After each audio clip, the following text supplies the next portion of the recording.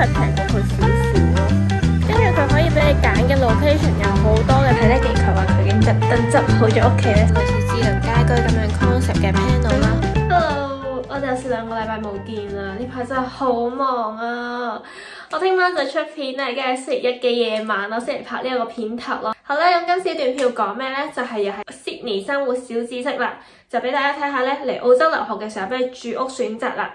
咁今次段片咧就好咁邀請我3個朋友去俾我睇下佢哋屋企係點樣，咁咧就好多謝佢哋嘅幫助啦。咁我就揀咗3個唔同嘅屋型俾大家去睇下嘅。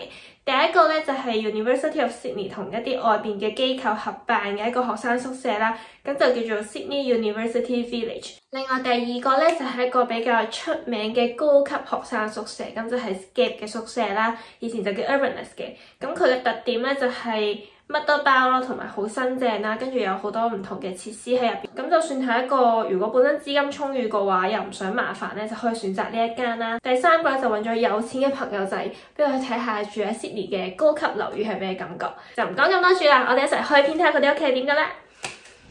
咁今日咧會去嘅 friend 嘅屋企咧就係喺 Newtown 啦，佢住嘅呢個地方咧應該係我今次介紹嘅幾個地方嚟最平嘅地方咯。呢度係 Sydney University Village 啊，咁佢嘅好處就係比較平啦，但係咧地點都唔算係方便嘅。Google Map 就嗌喺 Newtown 出嚟啦，跟住再行多15分鐘。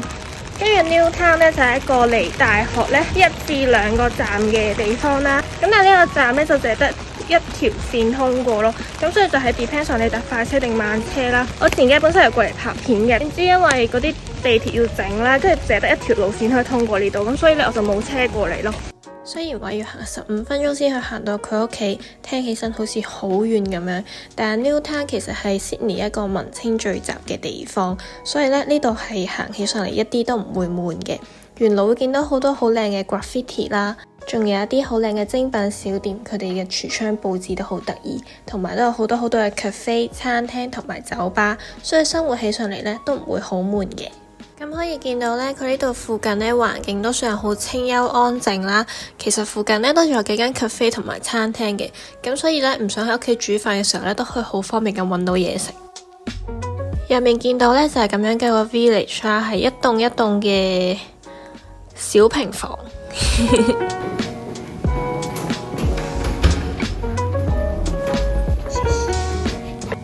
入到嚟可以見到咧，全屋嘅間隔都幾闊落嘅。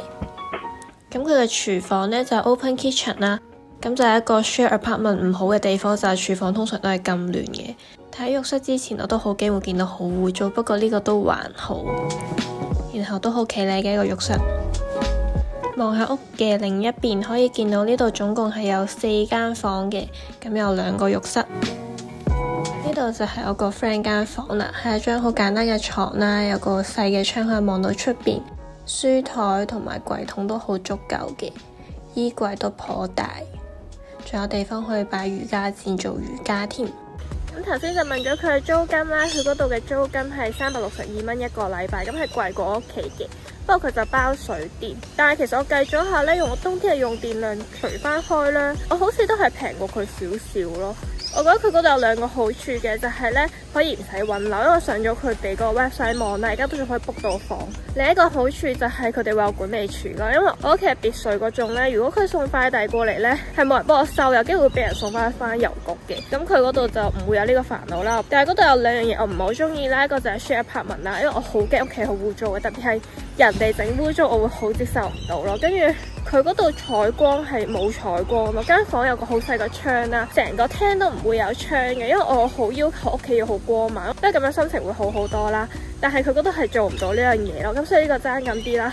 同埋就係咧，我沿路都見唔到有超市咯，冇好大型嘅連鎖超市，咁所以我覺得以呢個生活配套嚟講咧，真係爭咁啲咯。我覺得唔知我個 friend 搬屋噶，如果唔係咧，因為佢搬屋嗰排咧，我屋企隔離嗰間 studio 都放租咯。如果我知佢搬屋咧，我會嗌佢過嚟望下咯。而家嚟到 Chinatown 嘅附近，跟住而家係朝早差唔多9點鐘，大家可以見到咧 weekend 嘅 Sydney 咧係真係好靜咯。跟住今日要去嘅呢一個 friend 咧，就係佢係住喺一個叫做 Scape 嘅學生宿舍嗰度啦，一間專門做留學生住宿嘅公司咯。咁佢嘅特點就係佢啲設施應該係幾靚啦，同埋佢好多唔同嘅房型選擇啦，有一個人嘅 studio 啦、2個人啦、4個人啦、6個人咁樣。佢會有好多配套嘅設施啦，即係佢會包上網啦，跟住咧佢仲有啲遊戲室，即係可能有得篤波啊，或者係唱 K 啊咁嘅一啲地方，有啲自修室咧，應該係咁。租金好貴咯，佢同你喺出邊自己租一間 apartment 都係差唔多。一人住嘅 studio 咧，我自己屋企係300幾蚊啦 ，Scape 嘅話咧，咁就會係600幾蚊咯。跟住佢可以俾你揀嘅 location 有好多嘅，譬如今日去呢個 friend 屋企咧，佢就住喺 Central 附近啦，咁呢一區叫做 Ultimo。咁返學我諗大概搭巴士15分鐘啦。跟住其他嘅地方咧，就係近學校嘅有 Redfern 啦、Abercrombie Street。然後學校入邊都有間，我就比較熟呢幾間咯。總之就係好近學校嘅地方嚟嘅，即係行路就返到學嗰啲。好啦，咁我而家已經嚟到呢一間係 Ultimo 嘅 Scape 啦。咁佢就係一棟外觀咁樣嘅樓啦。附近呢一條咧都算係馬路嚟嘅，不過而家唔係好多車，唔知平時會唔會嘈。不過而家咁樣望落去咧，環境都係比較舒適嘅。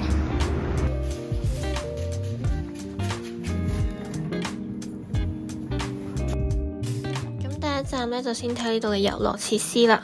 呢一間咧算係最舊嘅一間 Scape 啦，咁所以度就比較細同埋舊。見到得篤波啦、打乒乓波啦，仲有部咖啡機添。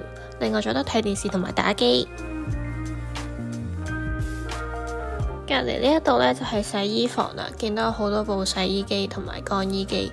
不過咧呢一啲全部都要另外俾錢嘅。哇，真的好可愛哦！這是真的粉筆畫的嗎？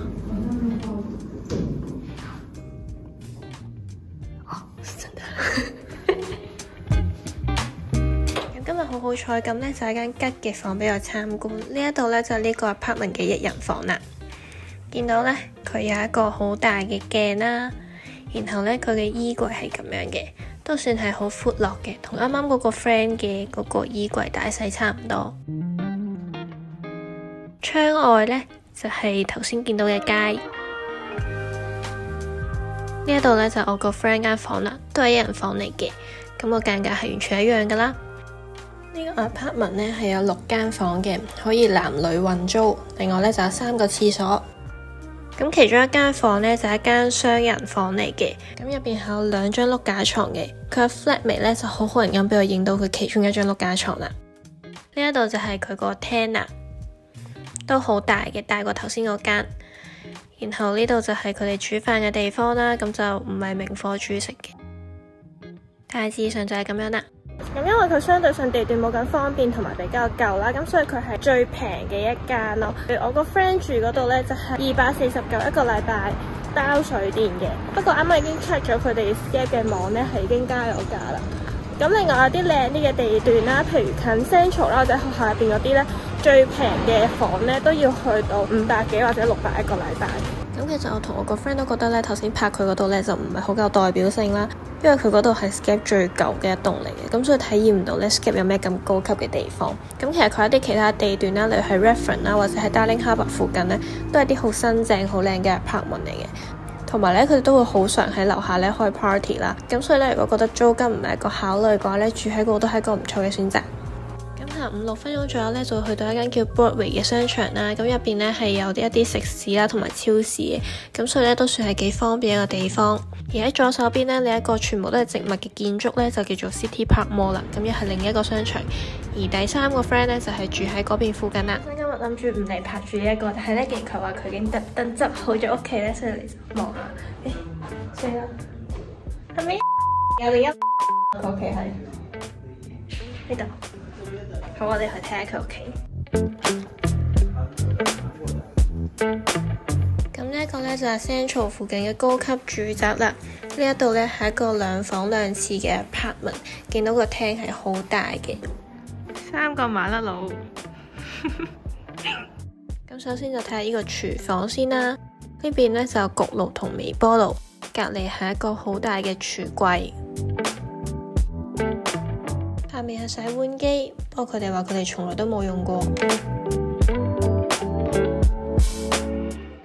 望埋隔離呢係一個擺咗喺櫃入邊嘅雪櫃，呢啲可唔可以叫表演呢？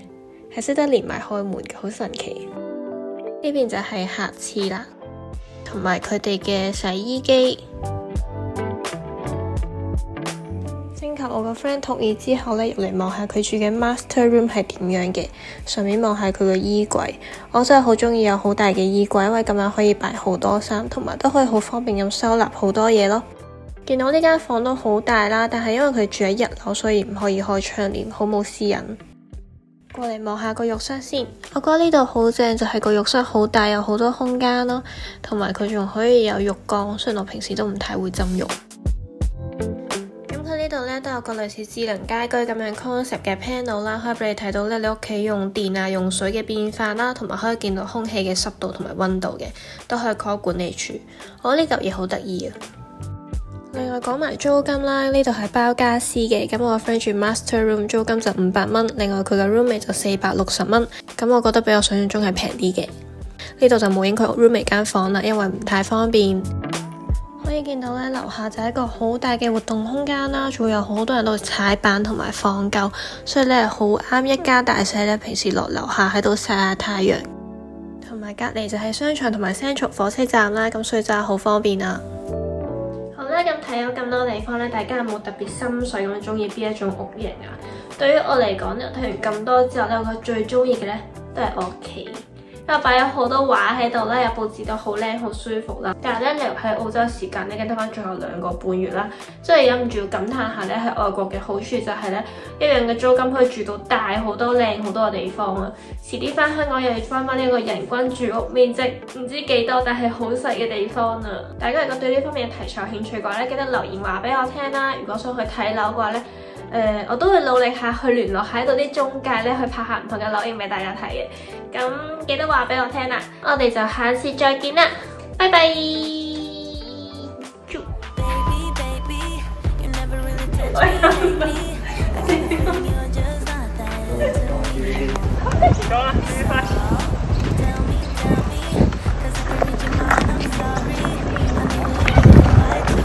跟住真係好努力出片俾大家睇㗎，所以咧記得要 like、share 同 subscribe 嚟支持我啊！從來都未講過呢個廣告詞，所以完全唔記得嗰3個字係啲咩啦〜